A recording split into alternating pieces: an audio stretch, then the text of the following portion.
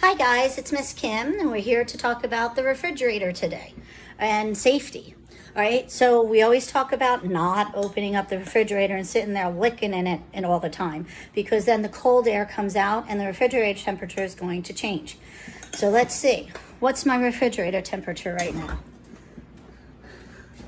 Okay, it's saying -2 is for the freezer, which is good, and 36 for the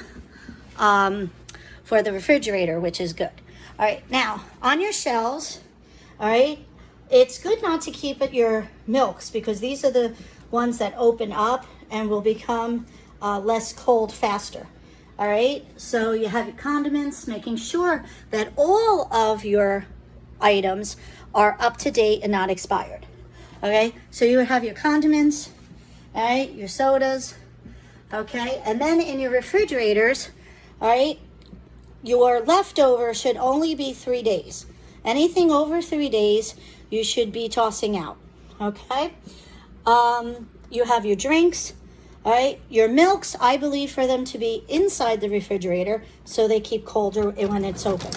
Then you have a temperature control pantry for your cold cuts, okay? And your cheeses, all right? And then you have a humidity control, okay, for your vegetables and your fruits.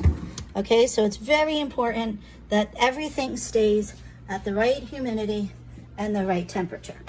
Okay, all right guys, and then your freezer, you make sure that that stays cold too. Now if there's a storm and your power goes out, you have to make sure, don't go in your refrigerator unless it's mealtime.